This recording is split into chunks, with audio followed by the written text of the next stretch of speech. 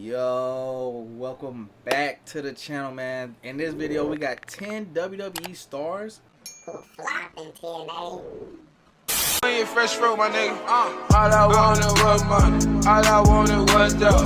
I don't talk about nothing. All I want is all the choice. Are you going to be on the right side of history? Everything's made up, niggas stay woke. I'm not gonna lie, man. When I would see like Jeff Hardy, Booker T come over to TNA, I would be hyped because these are some of my favorite wrestlers, and to see them in TNA is kind of like, it's like a different dimension, man. It's really weird, bro. So we're gonna see who flopped, man. If you're new to the channel, man, make sure you hit the like button. Make sure you subscribe. All right, let's watch.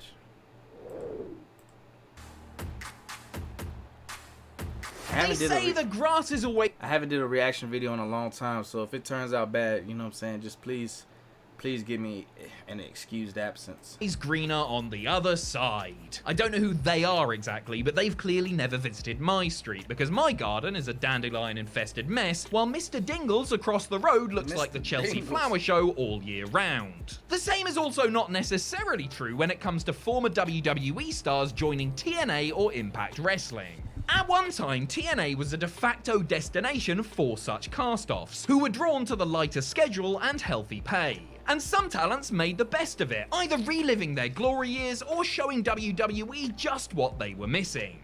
Yo, Kurt Angle with Karen Angle on there, that whole, with Jeff Jarrett, that whole thing was crazy, man.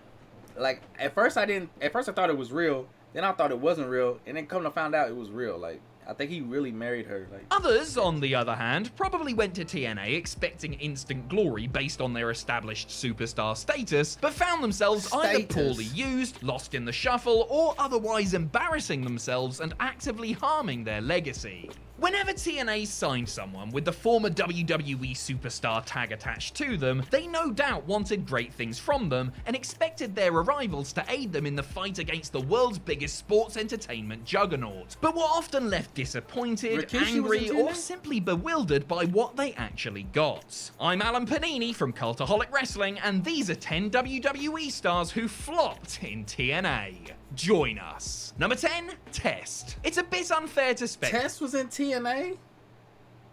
Man, rest in peace, Test. I did not know he was in TNA, man. Damn.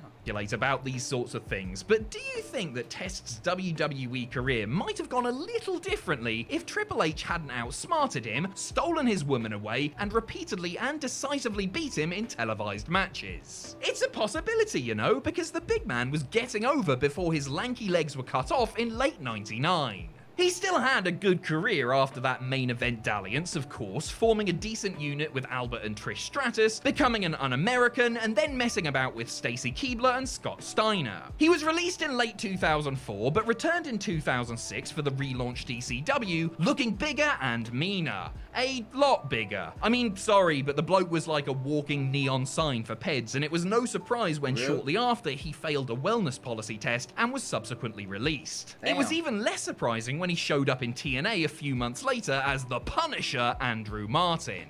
More surprising was the brevity of his run, which included a couple of Impact appearances and a spot in the Doomsday Chamber of Blood cage match at the Hard Justice pay-per-view. The group decided to let him go after that, as they were well aware of his substance abuse issues, and it turned out to be his last notable contribution to the business before his tragic 2009 passing. Number 9, Val Venus. Oh shoot, Mike Nasty's boy Val Venus.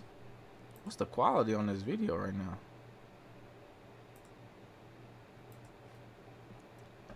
Val Venus managed to have himself quite the long WWE career before finally being given the boot in 2009. Luckily, TNA were going through a phase of signing every reject they could, even if they had been a glorified enhancement talent for years and were about a decade removed from their Attitude Era prime. That was good news for Val, who showed up in TNA in January 2010, wrestling under his real name Sean Morley. He still had the Chief towel Morley. and somewhat sexy theme music, but really he was just a half-decent bald bloke in trunks. He debuted on the big January 4th live episode of Impact, which was the first one to go head-to-head with WWE Raw, bad idea, appearing in a backstage segment with the beautiful people. From there, he explained that he was now an adult film producer rather than a star, and feuded with Christopher Daniels, beating the Fallen Angel at the Genesis pay-per-view. He also... I like the 6 the 6-side hexagon ring that TNA had. I thought it was so dope and unique.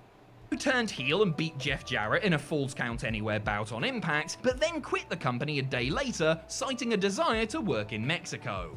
And you know what? I don't think anyone outside of maybe Eric Bischoff and Hulk Hogan actually cared. Number 8, Orlando Jordan. Another... Bro, I wonder what happened to Orlando Jordan, bro. He had such a short run in the WWE. Man, that's why I like that.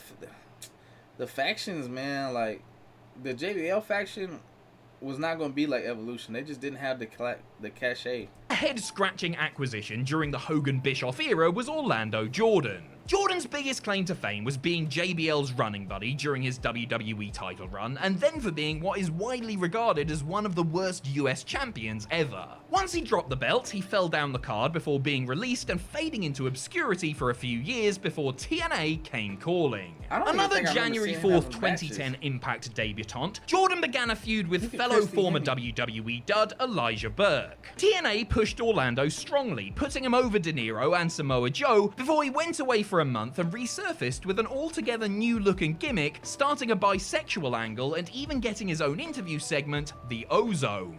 You couldn't really help but take notice of Jordan, since he would appear in increasingly, unique outfits and do things like squirt lotion all over his chest before matches. Orlando, mate, I'm not sure if you were aware of this, but that lotion splashing all over your pecs really looked like spunk. The gimmick was controversial and certainly got people talking, but the truth is, OJ hadn't improved at all in the ring, and when he was released in July 2011, the whole thing felt like some sort of bizarre fever dream. Number 7, the Nasty Boys. Alright, the last... What happened to Orlando Jordan? That was so wild. He was dressed like a Hooters girl? That's wild. Who's the Nasty Boys? Last couple of entries have looked at people who were signed at the behest of Eric Bischoff and Hulk Hogan when they took over during their ill-fated spell in charge. And if you're talking about Hogan's mates getting a gig due to pure nepotism, you cannot not talk about the Nasty Boys. Jerry Sags and Brian Knobbs were also signed in early 2010, showing up on the, you guessed it, January 4th Impact to start a feud with Team 3D. The Nasty Boys were a major team in WWE and WCW in the 80s and 90s, They look familiar, but I don't know them. but by the time they waddled into the Impact Zone, they looked completely past it. In their 40s, scarily out of shape and with an out-of-date gimmick, they were a sight for sore eyes and most fans didn't want them there. Yet, TNA persisted and actually put them over Brother Ray and Devon in their pay-per-view bout, thanks to interference from another Hogan hanger-on, Jimmy Hart, who debuted as the Nasty's manager. Who knows how far Knobbs and Sags would have went if they hadn't been fired 3 months and 4 matches in after Knobbs caused a scene with his boorish behavior at a function where Spike TV executives were present. Number 6, Booker T. No, not Booker T. Did he flop in TNA for real? I didn't watch too much TNA, but I didn't know he flopped. I remember when he first got there, it was lit. Signing a former WWE World Heavyweight Champion, Booker T, not too long after his WWE release, should have been a major boost to TNA at a time when they were really starting to make some noise. An experienced veteran who had genuine star power and was still in great shape, Booker was viewed as a hell of a get for the company, a headliner who could help the likes of AJ Styles, Samoa Joe, and Bobby Roode get to another level. Things started well enough, with the rapturous response he received when he was revealed as Sting's mystery tag team partner at the 2007 Genesis pay-per-view. His matches with the likes of Styles, Roode, and Christian were fine, and he fit the bill as a member of the star-studded Main Event Mafia stable. Bruh, the Main Event Mafia got way too big. I feel like it was too many people, bro. Like, the NWO just had too many people in it, man. It's just like, after a certain point, it's like more than half the roster is in your clique, bro. Like, it's not special anymore. But you couldn't help but feel that Booker was sleepwalking through it most of the time and might have just been there because of the premium pay and easy schedule. And that's because he was, as he's admitted such numerous times since, referring to his TNA run as a vacation. The former 5-time WCW champion just didn't have his heart in it, wanting to focus more on getting into acting, and the overall impression of his 2-year stint is that it was a wasted opportunity that resulted in only mediocrity. And I simply cannot dig that, sucker. Really? Number 5.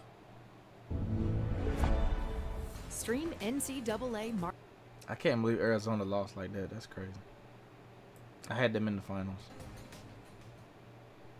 Do you love getting high, but No. smoking her? That's crazy, bro. That's crazy.